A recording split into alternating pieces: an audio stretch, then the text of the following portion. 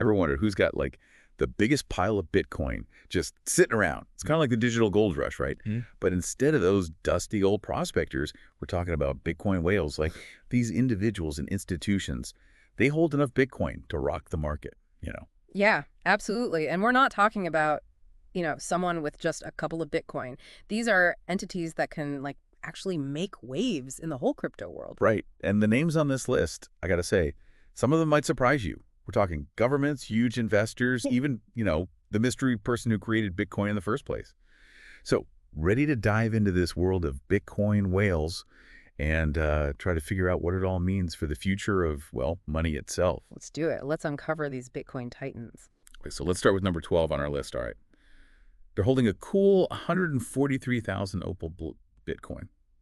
It's Robinhood, the app that lets you buy like fractions of shares. Kind of interesting, right? Yeah, it's definitely a choice for a company that's all about making investing accessible, right? I mean, clearly they see Bitcoin as a pretty big deal for the future of finance, whether it's, actual belief in the tech or just like a smart move in a growing market. That's the real question. Yeah, it really makes you wonder, are they turning into this like crypto powerhouse without us even realizing? Yeah.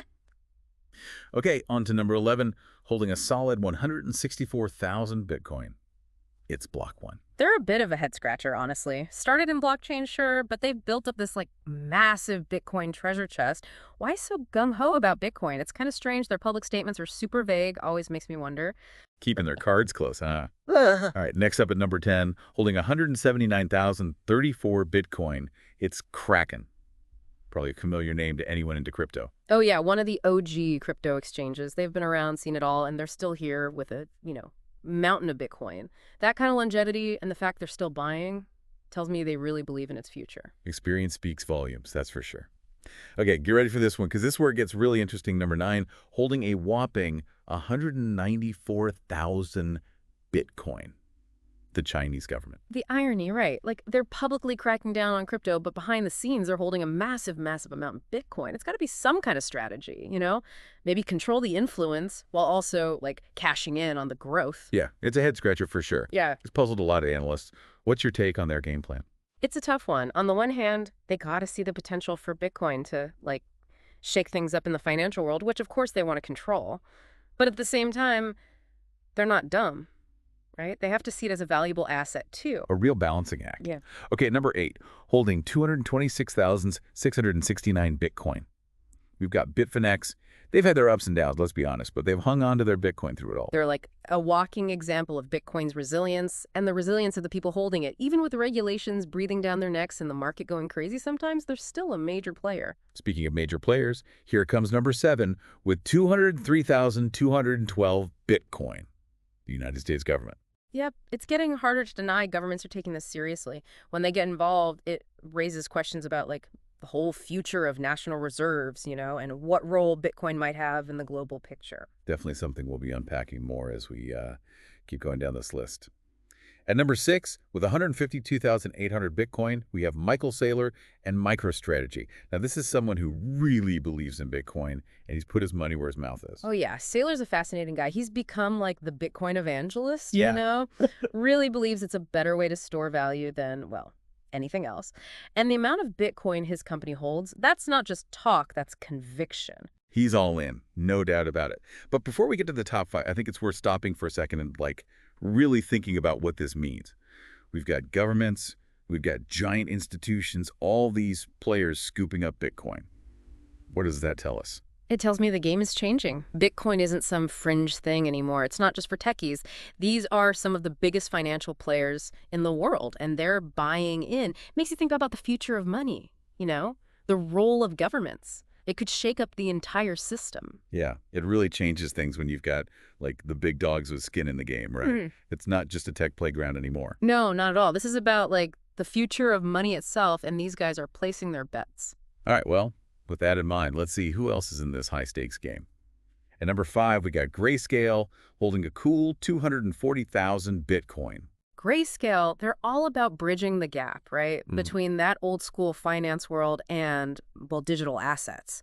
They let investors get in on Bitcoin without, actually having to deal with holding it directly. And that's been huge EE for institutional investors, especially. makes sense. Another sign of that institutional interest we were talking about. Okay, number 4, holding a gigantic 287,153 Bitcoin. It's Fidelity.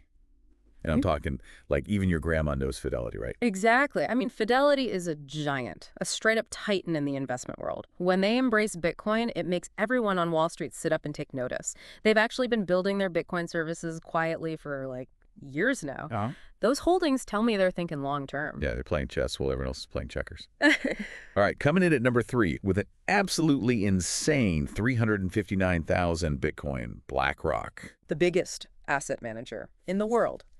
And they're dipping their toes into Bitcoin? Man, that sent shockwave through the entire system. Suddenly, for a lot of those traditional investors, Bitcoin went from risky and weird to BlackRock's doing it. Must be legit. It's like the ultimate stamp of approval, right? All right, number 2, holding a truly mind-blowing 673,718 Bitcoin. It's Binance. The heavyweight champ of crypto exchanges. They've had some run-ins with regulators for sure, but nobody can deny they dominate crypto trading. And those Bitcoin holdings, just more proof they're not going anywhere, and they're still betting big on Bitcoin's future. Titans, man. Absolute titans. All right, and finally, the granddaddy of them all, the OG whale holding the single biggest Bitcoin wallet anyone's ever found, with a truly staggering 1.1 million Bitcoin. It's the legend himself, Satoshi Nakamoto. The phantom, the myth, the enigma, the creator of Bitcoin, shrouded in mystery. And that Bitcoin fortune.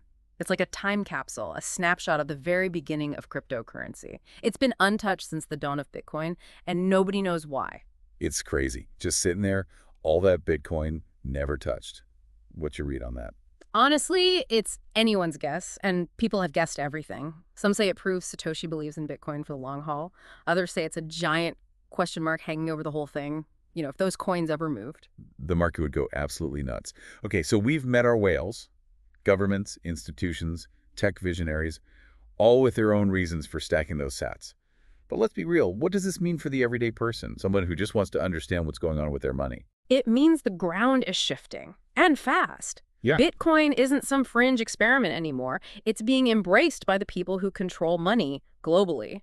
And that brings up some big questions. What happens to money as we know it? What role will governments play? This could change everything. It's kind of overwhelming, right? Like on one hand, you've got these huge players who could, steer the whole thing. But Bitcoin was supposed to be about decentralization, about taking power away from those big players. Yeah, it's a total tug of war, a clash of ideologies almost. Will those institutions coming in make Bitcoin more mainstream, more accepted, or will it end up just another tool for them to control everything? That's the million-dollar question. It really makes you think, like what happens if Bitcoin actually does become the foundation of the whole financial system, the way some people are saying? What happens to banks, to governments, to regular people who just use dollars and euros and stuff? Yeah, that's the big question, isn't it? Nobody's got a crystal ball for this one. I mean, one possibility is that we see this gradual shift, right? Where Bitcoin kind of chips away at the power of those traditional institutions. Governments would have to adapt, maybe start using Bitcoin in their own policies. Could be a completely different world, financially speaking, than what we're used to. It's kind of hard to even imagine, the Yeah. whole world running on Bitcoin. Right. But when you see how much these whales are holding, it's like, well, maybe we shouldn't dismiss it so fast. I'm with you on that. Those whales, they're not just along for the ride, they're steering the ship. Governments buying up Bitcoin, these huge companies building services around it, they're the ones shaping what this technology becomes. And the effects, it goes way beyond just the crypto world. So where does that leave, the average person, someone who's just trying to wrap their head around all this? Honestly, knowledge is power. The more you understand about Bitcoin, about these major players, about the potential here, the better prepared you'll be, whatever happens. Totally. We started with a simple question, right? Who are the Bitcoin whales? And somehow, we've ended up talking about the future of money itself. It's pretty mind-blowing when you think about it. It's a wild ride, that's for sure. And the best part, we're still just getting started. That's a good point. We've covered a lot of ground in this deep dive, but there's always more to explore. It's a whole world out there, people. So keep learning, keep digging, and who knows, maybe someday you'll be swimming with the whales.